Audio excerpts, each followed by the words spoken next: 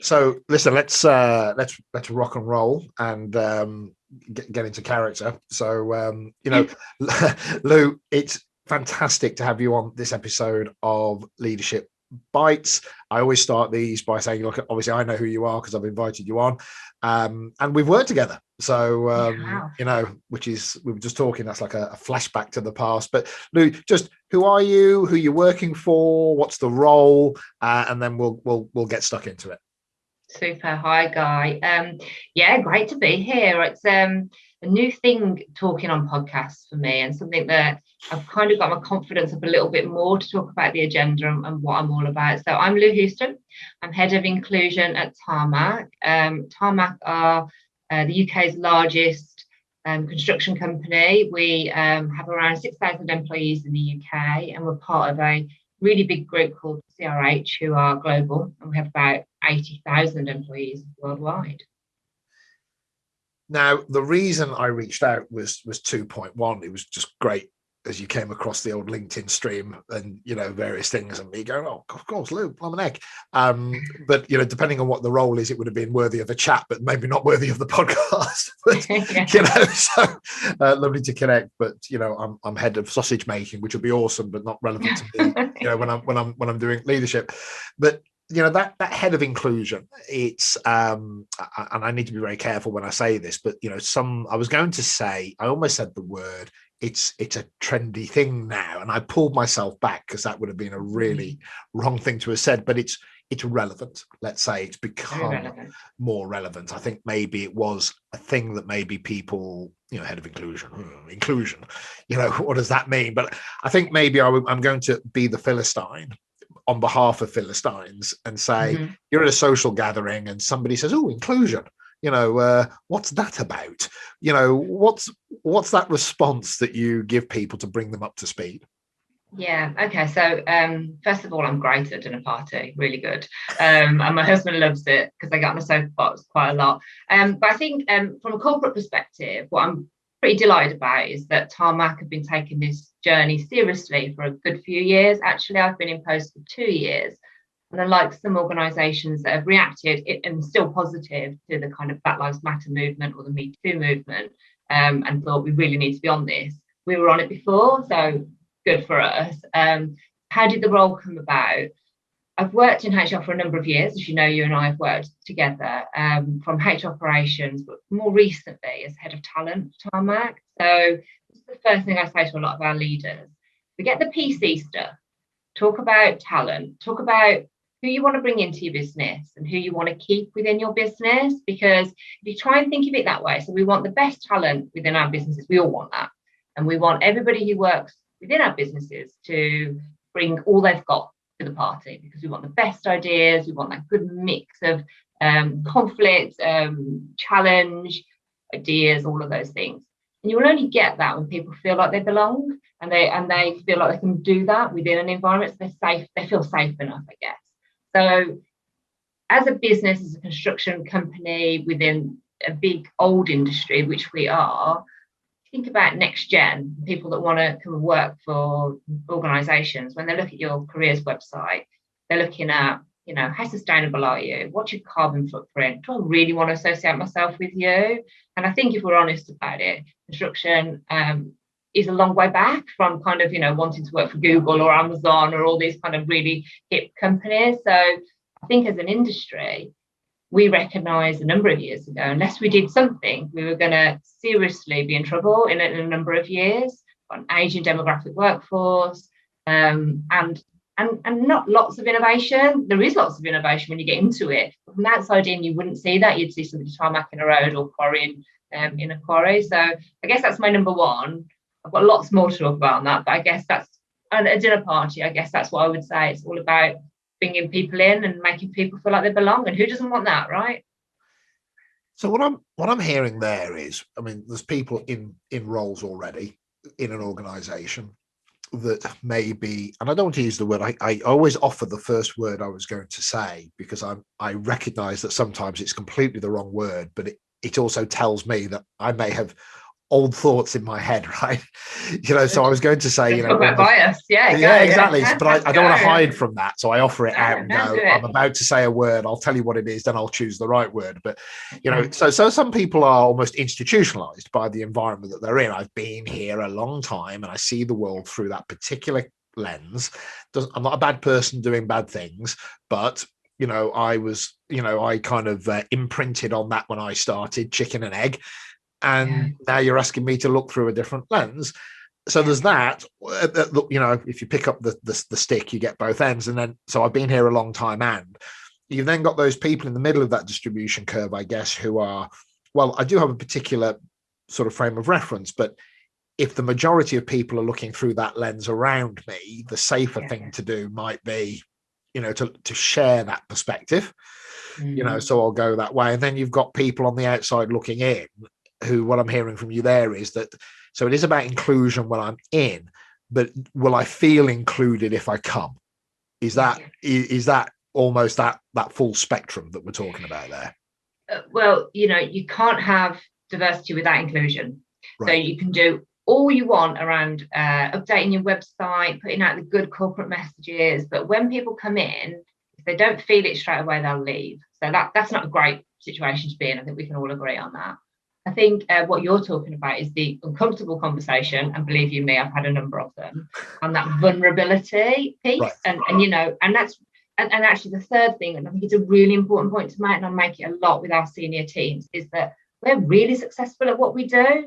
Go us, we've got this. We're the UK leading, we're part of CRH, we're massively successful, and actually we've done that with very little diversity if you take it on face value. And of course that's stuff like, how do we look? But I'm talking about the stuff behind that, like what we can't see, the beliefs, the kind of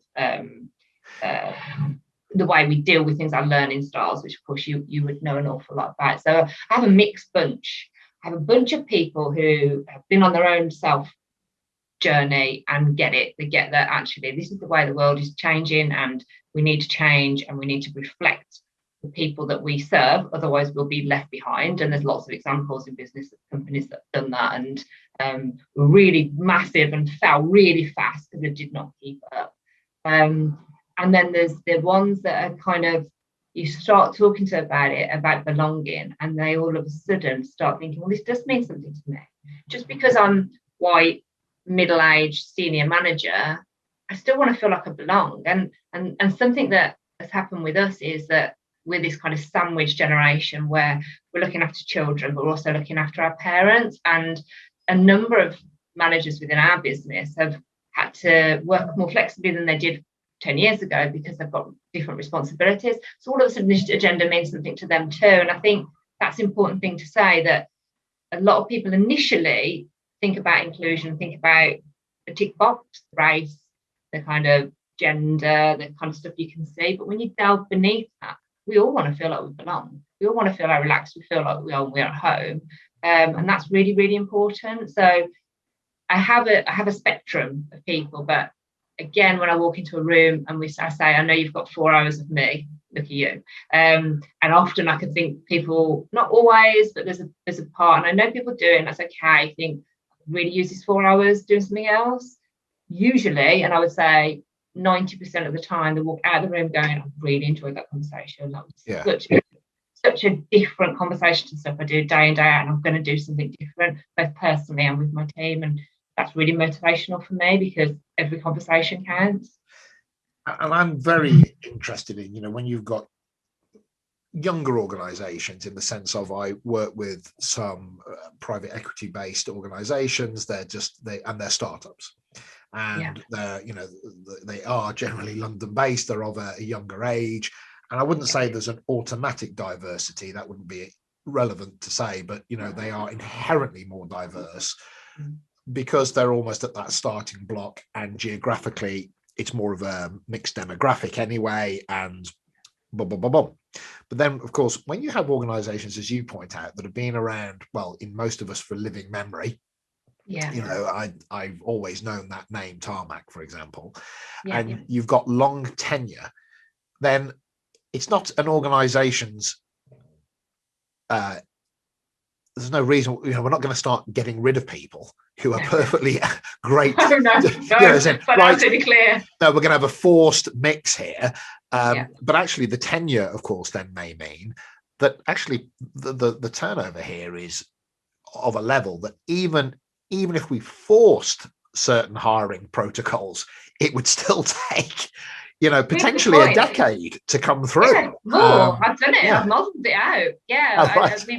we modelled it out. We've got really long servers, so we've either got people that come and leave quite quickly, and as we know, like the new generation do that anyway. That's people move around more so than they did traditionally.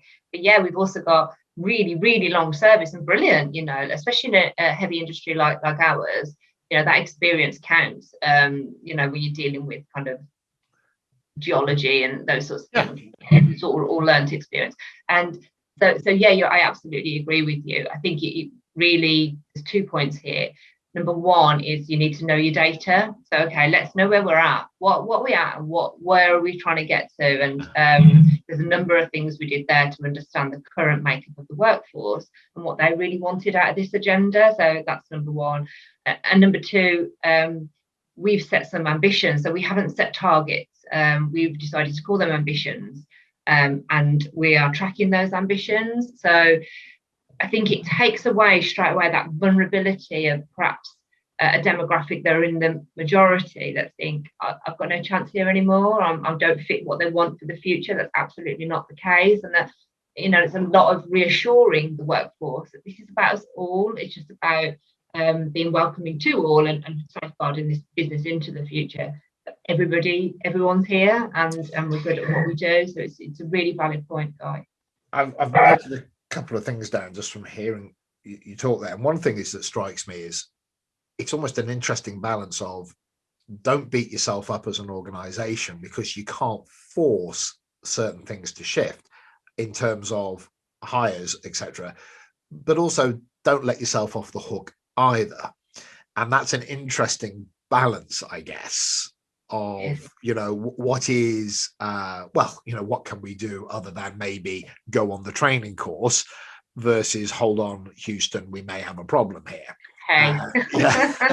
But boom, you see what I've been waiting. I've been saving that one. I didn't know. I know. I didn't know if I was going to be able to get it in. At one point, I was self-employed and doing like HR consultancy stuff, and I nearly called myself Houston HR or HR, we have a problem. I stepped away because I just thought, even though I think people would remember you. So I'm sorry, before you said that. So there's a number of interventions. I mean, one thing, and again, really interested. A lot of people say, what can I do? And I was like, not one thing. Tell me if you find out the one thing, because I'd be really interested to know. But it's a lot of little things that will add up to one big thing and gain momentum. And I think I said at the beginning of this, I've only recently started talking externally quite a lot about this journey, because I feel like at Tarmac we're at a point where we've got the foundation in place, not all the brilliant basics, but we've really worked hard on it. And I feel like now it's more genuine. I can be more genuine about talking about this journey, because I feel like we're on the journey. Whereas at the beginning, when people were asking me to talk about it, I felt like the member of Tarmac listened to me talk, they would say, well, really? Because I don't feel any of that. And don't get me wrong, there will be people in our business who still feel that way, because I'm a realist, and we have a connected employees and we have unconnected employees. So employees that are on quarries or on the roads and stuff. And it's a real challenge for me, and COVID has brought even more challenges around not actually touching everybody. But I feel that as a business, we've committed to it. So I feel more like I can talk about it honestly, and feel okay about that. And celebrate what we are, because there are a number of things as well. So there are. Oh, I'm still here. Are you? A little bit of feedback. There are tangibles. Then there are jigsaw pieces which you can now identify. And whereas what I'm hearing there is at the start, it may have been an aspiration. It may have been, I've got the roadmap, but we haven't visited any of these places yet. And I wonder, just for you, what are the jigsaw pieces? What are the symbols that say to you? Because you can talk about it till you're blue in the face, you can beat the drums and all of that kind of stuff, and you can be even given, inverted commas, permission to do it, because then you become part of the tick box exercise. Oh, we've got somebody that does that. And, exactly, here I am. But for you to go, I'm this isn't just a charade, this is a real thing. How do you know it's real? Okay, so I think it's really important up front to say that when the role merged from head of talent to head of inclusion, I was completely overwhelmed. Completely, because I feel it and I want it, and I really plays to all the things that I believe in. So it was a massive opportunity to make a difference. So amazing. Don't come along that often in your career. So number one, so I booked myself onto loads of seminars and listened. Remember those days we could go into a room, and what I really struggled with this agenda was I used to listen to big businesses talk about this, but they would never really talk about the detail. What did you actually do? What did you actually do? Because I can't, all I can hear is these big business words around, culture and freeze and all this stuff. So I actually reached out to a number of leaders and had conversations like this. And I'm really grateful to a number of people that took their time out to talk to me about it. So I think, first of all, the most important thing, well, actually, there's a number of important things, but knowing where you are, so knowing your data is really important, because you don't know where you are, you don't know what you're dealing with, and you don't know how to measure it, and measuring any change program is really critical. I think listening to your employees is over and above, everything you need, because it informs your agenda. But there's listening and there's hearing. And I think the reaching out to our employees via our employee survey, which was anonymous, find out a bit about their demographic, the tick box, but also asking them, what do you want to see? And then as a senior management team, sitting down and looking at that and saying, okay, so this is where we are. This is what our employees want to see. And what do we do in between to get us to there? And there's a number of key things that we did. I've talked about training. I kind of say, be ready to invest. So from a senior management perspective, there's a number of ways there. Invest pound signs. So we've invested in some of our policies. So for example, our maternity policy used to only pay, I think it was 12 weeks full pay. We now do 6 months full pay, because we recognise that actually our gender split wasn't where we wanted it to be. We want to attract and retain more women, and that's a key policy, along with flexible working. So that's got a cost implication. The other cost implication was stuff like our facilities out on site. The facilities in our industry are built for men. And actually it makes a real assumption that men don't want a safe space to use the bathroom, use the shower, do some prayer or meditation. It makes an assumption that this is a different demographic, but actually a lot of people want that, and the survey told us that. So invest in stuff like that. Training I've talked about is a massive part of it. And then something that's been really fabulous for me is kind of personal stories. So one of our company values is proud, and when I was talking to our employees about tell me what inclusive feels like. And a lot of people say, well, I feel like I want to be proud to work at Tarmac. I want to be able to say to people, and I'm proud of who I am. So we came up with this campaign. Well, actually, somebody who works for me, Amrit, she is a whiz at these things. And she came up with Proud to Be Me. And what did that do for us? It spotlighted real people and their real backstories, and it's so powerful.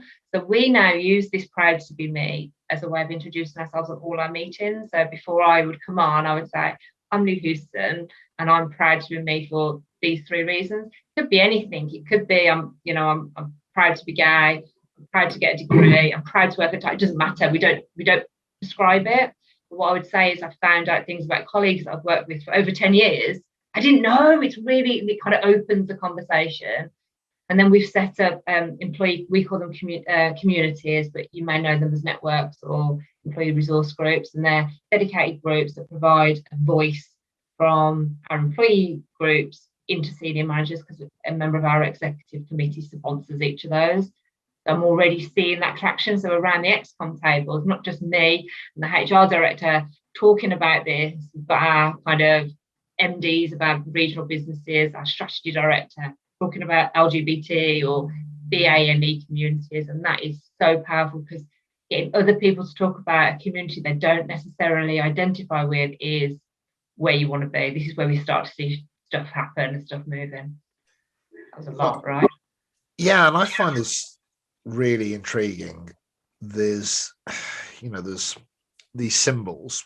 I often talk when I'm working with teams about symbolic acts, symbolic gestures, the things that tell the rest of the organization that this is a genuine thing and it's here to stay. So whatever those things might be.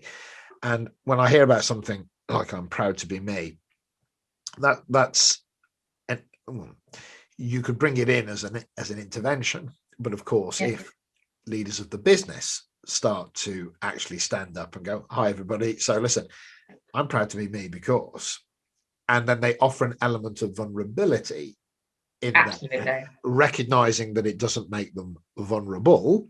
Yeah. Therefore, giving people a permission and even an expectation, then it's the intervention is the thing, and that's great. But of course, it has to be role modeled, it has to be seen. So I'm hearing that yes, you've done it, but what I'm hearing there is that that's been picked up, and you're seeing people at a weighty level. So we did a just before COVID, actually, in February. I know it was February because it was the day before Valentine's Day, and we had a big debate about could we keep everyone away on Valentine's Day. We agreed we could in the end. But our senior manager, so the senior vice president, and all of his direct reports and anybody that went on stage that day, so my guess is it was around 200 senior leaders, introduced themselves via Proud for Me. And we heard about disability, we heard about family, we heard about social mobility. Somebody got up and talked about being premenopausal, wow, in a room full of guys. And then said, wow, I can't believe I just said that in a room full of guys. But you're absolutely right. It brings vulnerability, and it also it just makes people human, and we are all human. And although we share, I'm sure people have got a work persona and a personal persona, and that's also absolutely fine. But what worked a real trick with that is that it's not prescribed at all. You say whatever you want to say. You really don't want to share something, you don't have to. And then as management teams, a lot of teams have taken it and done it within their teams as well. But again, it's like, if you don't want to take part, you don't have to. So it gives the backstory. But a few people have really brave enough to come forward and talk about being a member of LGBT, and we've highlighted them in magazines and stuff, and it just starts the conversation. And I'm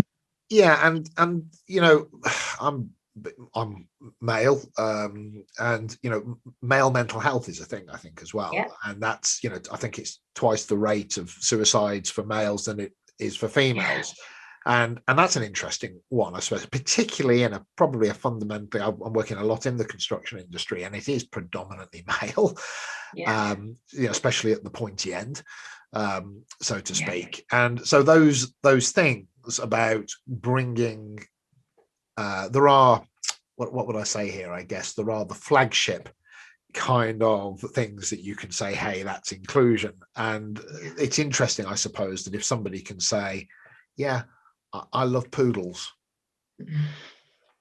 or something, and not Rottweilers. I've been wanting to say it for 20 years. not Rottweilers, which would be the manly thing to say, but no, and Chihuahuas, and not to be.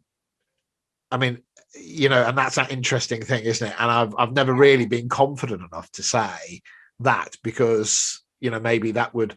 So, am I excluded? Well, actually, I don't think that's any less powerful than anything else.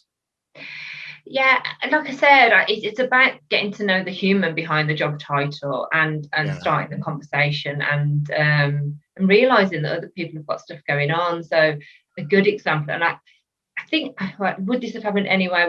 The Zoom thing that everyone's going on, and there was somebody who was a senior manager, and he was having some real mental health issues with his daughter during lockdown, and one of our senior managers was calling him about, I don't know, end of month stats or whatever that might be, and the more senior manager said, I could just tell there was something. So rang him back up afterwards and said, definitely something going on here, isn't there? Or is everything okay? Ask the question.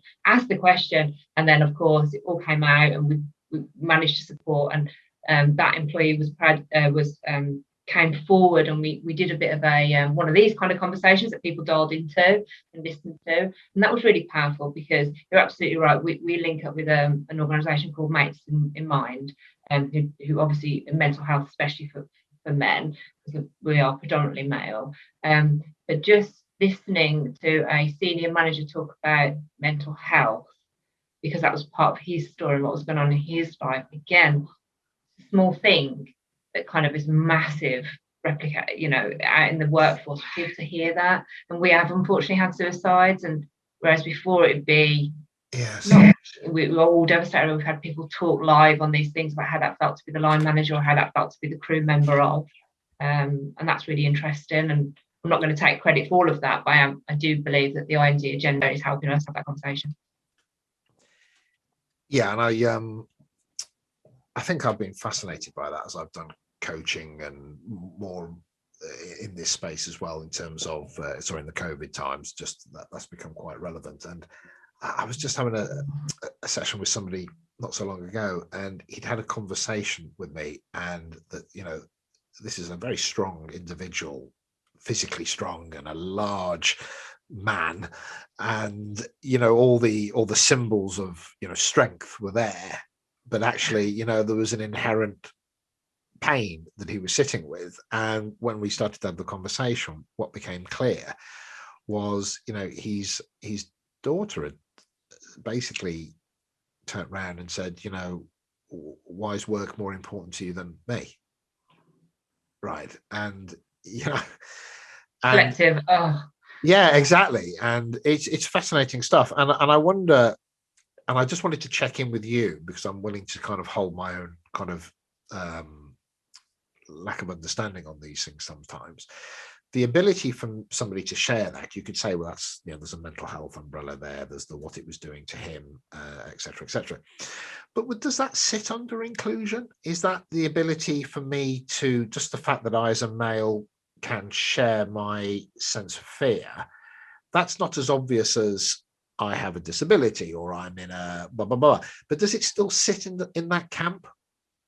It's really interesting, Guy, because I say a lot that kind of, I feel like I'm the conscience of the business sometimes, right. But I can't be in every conversation and, sure. And be at every place for everyone at every time. And I often get called and asked, what do you think, Lou? And that's great, and I'll often say, well, what do you think? Because we're all human, we all kind of get this. I think what the inclusion or these sort of conversations start is that openness of the, that we aren't just a job title, that we've all got stuff going on. And I think that vulnerability piece, and it's obviously a real huge part of great leadership and management, is knowing you're vulnerable and taking that plunge, isn't it?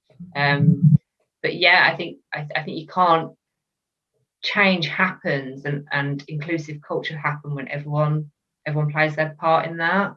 I just like to think that I sometimes start the conversation and kind of like the match, and then people have to go on their own journey. So the training course I talk about, when I finish doing the session, we send TED Talks and we say, like, have a look at this. I say to them, try and pick up a different publication, try and listen to a different podcast, try and in your community, or when you're at the next work conference, go and talk to somebody you don't know. Just so many small things that can mean that actually you start getting a bit broader around your thinking and your opinions on stuff. So I can't say you can do that. Some people leave the room and just still pick up the same publication and do what they're doing. Sure. So maybe inclusion is anything. I can talk about anything if it makes me feel included. Yeah, belonging. The concept of belonging is I think one that people can resonate with. Everyone can think of a situation where you've walked into a room, whether that be at school, in a workplace, at university, at a conference, whatever, and felt, I don't belong here. Everybody's got that. And if someone tells me they've never been in that situation, lucky them, because everybody has. So I kind of always say to them, think about that situation. Think about if you were living that day in, day out, coming into your workplace, how that would feel. And most people would be devastated to think that anybody in their team or their business would feel that way. So I love the concept of belonging, because I think we can all resonate with it, or it means something to all of us. Yeah, I think that resonates very strongly. And I wonder what I mean, I can guess, but this is your space. What are the barriers to this? What are the things that stop people? Well, I don't know if it's intellectually understanding it, because I don't think it's per se complex, but it's what I call willful disassociation, which is I intellectually understand what you're saying, but I'm just not going to go there. Yeah, there's a real, mixture of people. I think barriers are there, and there are also perceived barriers that aren't there, but it's the person that's kind of looking at it, seeing it. So I think that's where, we talked about employee communities and listening to those underrepresented groups. That's really important. It's also important and that's where my role does come in a lot, actually, just have the time and the space to stand back and really think about barriers. So something really simple that we did around attracting people to come into our workforce was review our job descriptions. So I know it sounds like really simple, but what happens a lot in a busy workplace, we're all like fast thinking, not slow thinking. So we're like, that person's left, quickly, let's dust the job description off that we used 10 years ago, whack it out onto, LinkedIn, we'll attract somebody or whatever. Actually taking a step back and going, okay, how does that read? What does that look like? So we took off stuff like needs experience of, asphalt. We don't need experience of that. We've got a safety park that can train you that. But we do really need good customer service, and we do really need people that are willing to learn and willing to be trained. So come and join us. And yes, interesting. And also, I say to our site managers, if we keep advertising Inquiry Weekly, guess who we're going to get? Who's reading Inquiry Weekly? But we set up a new resourcing hub, which is also one of the massive things that we did on this.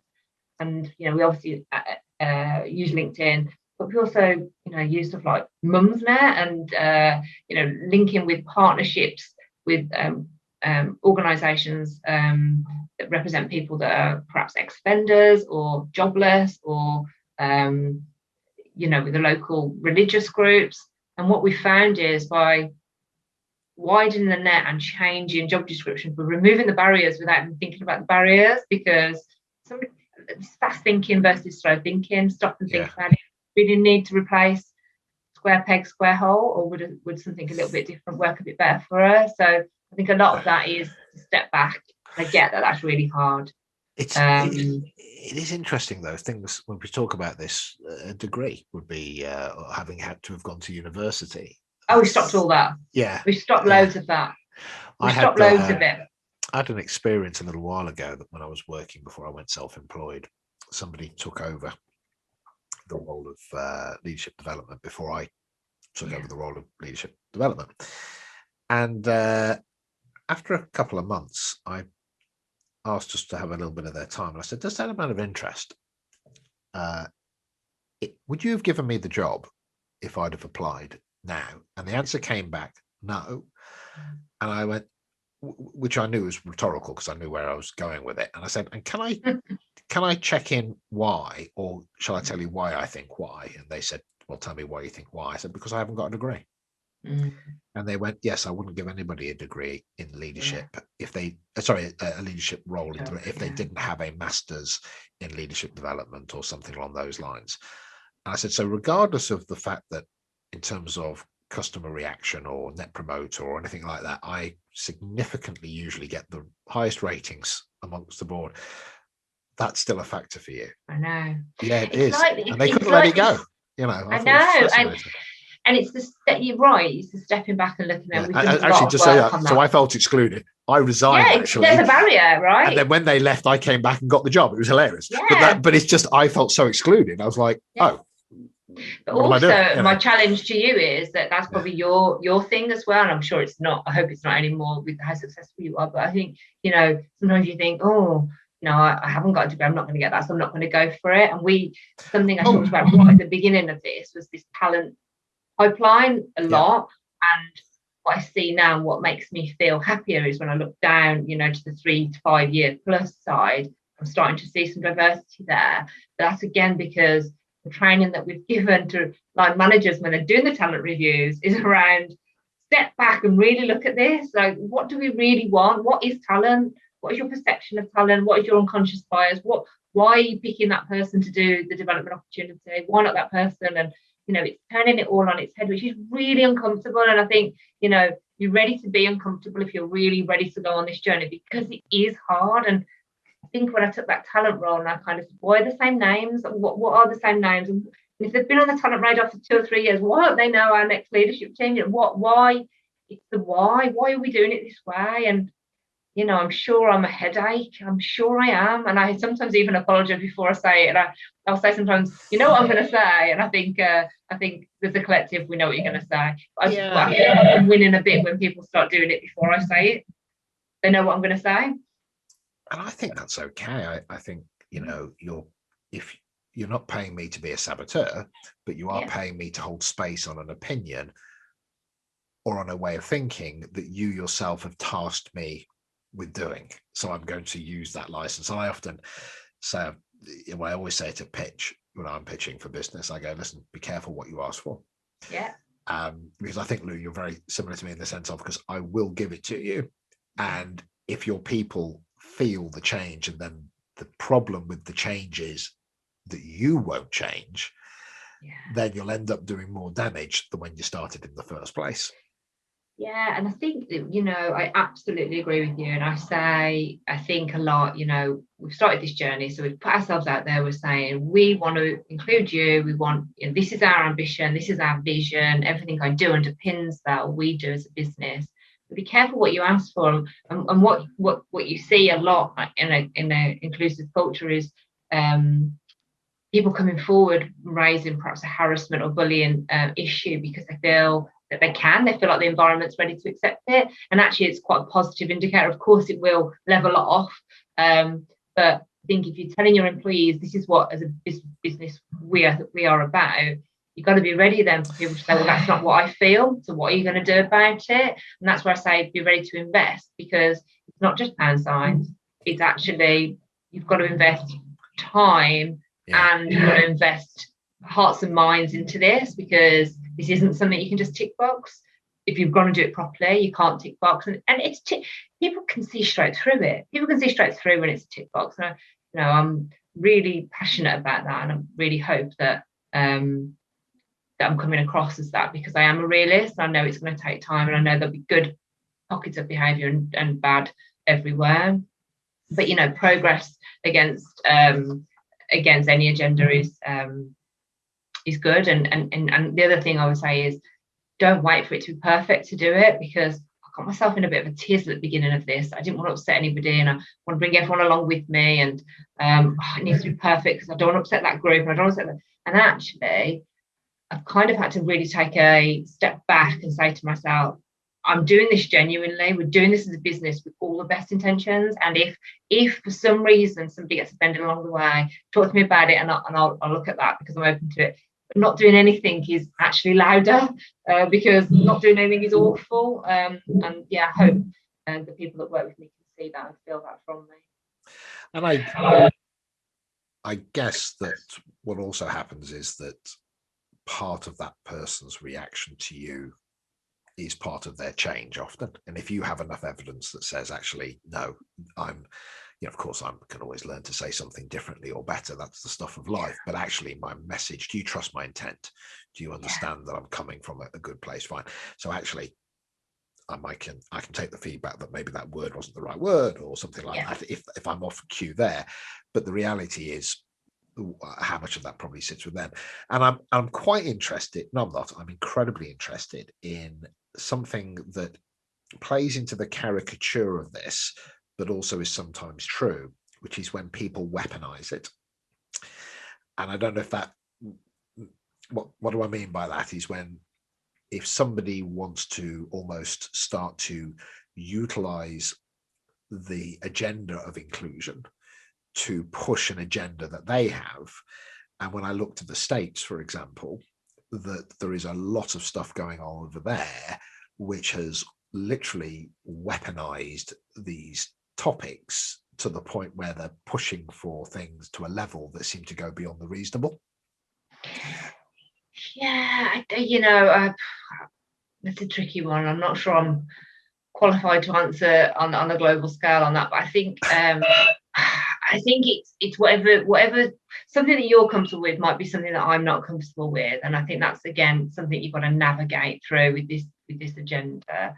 I think I've certainly seen a change in our leadership teams in America being really more vulnerable and open about the fact that the events that have been happening over there are not good enough, and it's time has changed, time to change. So there'll always be people pushing an agenda for whatever reason that might be. And I think, just going back to my previous comment, I think as long as your intention is there and the majority are doing it for the right reasons, there'll always be a blocker, there'll always be somebody pushing their own agenda for something different. And,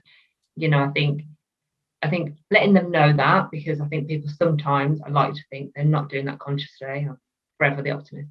So, calling them out on that and understanding the reasons for that, because usually there is a reason, that as well as I do. If you're pushing something, there's usually a backstory. And I also think in I&D that I try and say, let's talk it out and let's not scapegoat anyone around this. So we've had some employee relations cases where genuinely the wrong thing has been said, or the intent I don't think has been there. So we've talked it out, we've made it a bit of a teachable moment, and then we've moved on from it. Now, if it happens again the week after, that's different for me, because you've kind of taken the time. But I think taking the scariness away from the agenda around, I know it's hard.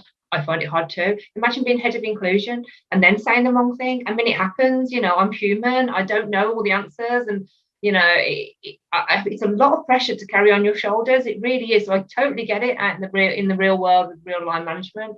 But like I said, having the right intent and doing your best is all you can do. Yeah. And I think the reason I bring up the weaponizing thing is that any organization can have an individual that has an agenda through their education or their personal circumstances, and they can push for something. But I think why did I offer that out? I think because probably saying, but we can't not do something that is inherently the right thing to do because of the fear of an individual or a couple of individuals or even a group of individuals, depending on, of course, the size of an organization, that might try and usurp it and turn it into something. But actually that's okay, because we then need to face into that, because to not do it because of, people can start to have an agenda, and yes, and if they do, we'll be ready for that. I think if every voice is valid, I suppose when I set up the employee communities or networks, I suppose I understood at first, a number of people that join networks generally have a story or are motivated to make a change for a reason, and I love that. And I absolutely love them because they push me as well. But although I was quite happy to have a kind of let's get it all on the table few sessions, after that I'm like, well, okay, we know what's happened, what are we going to do about it? So turning that kind of into traction around making things better for all, kind of positive. I know there are some bad stories out there, that everybody's got them.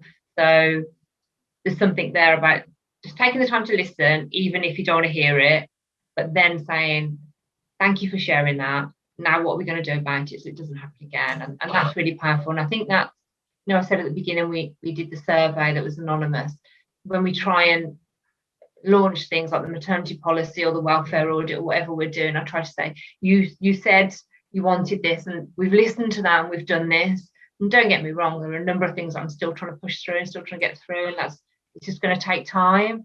And that can be frustrating, especially I think when people don't work, when they only see what they see. But I know that we are trying to push those things through, so that works quite nicely, because if you have a place where people kind of get everything on the table and then nothing happens, and they think, why did I bother? And that's the worst place to be. So when you look, I guess forward into the next 12 months, 18 months, 2 years, whatever it may be, is it as simple as just, when I say more of the same, that's not you froze just at the right moment there. Simple as, and then you went. Hey, boom. That's actually, I'm just really still just to trick you. But is it, and it's not as simple as, but is it actually, Guy, it's just continuing to beat that drum, or is there a future state where you're going, my big, hairy, audacious goal is, where are you sort of focusing and putting your energy?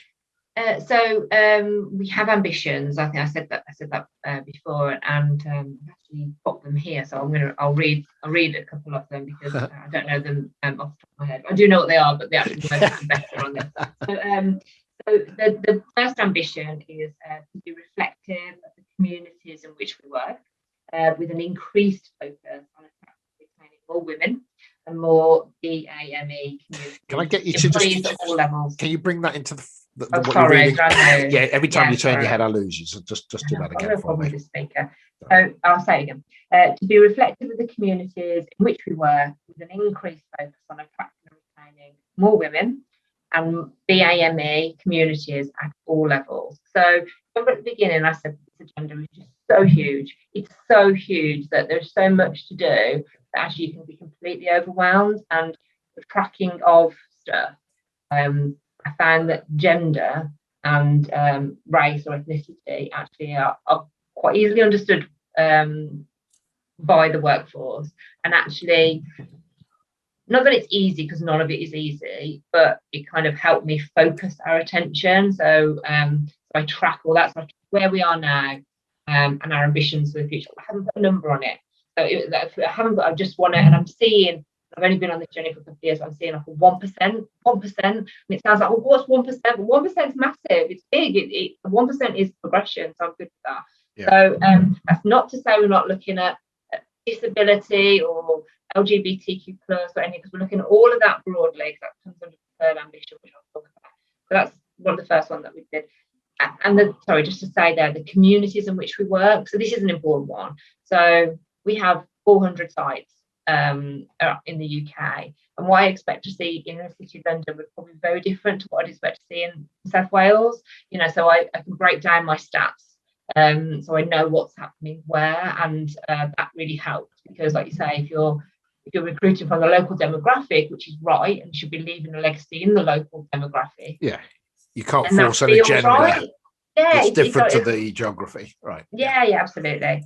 So then it's around to see an increase in the diversity of employees progressing within Tarmac and progress HR folk. That means looking at succession pipeline. So right at the very top of our organisation, it's not particularly diverse at the moment in its kind of diversity sense, what you can see. But when I look down the organisation, I can see that that's changing. The grassroots is definitely changing. And the third one, which is pretty huge, which is all the stuff we've talked about here, is to review and remove all barriers, ensuring accessibility for every stage of career. So recruitment, development, progression, ensuring everyone, regardless of diversity, can reach their potential with us. So that's reviewing everything, and that's massive.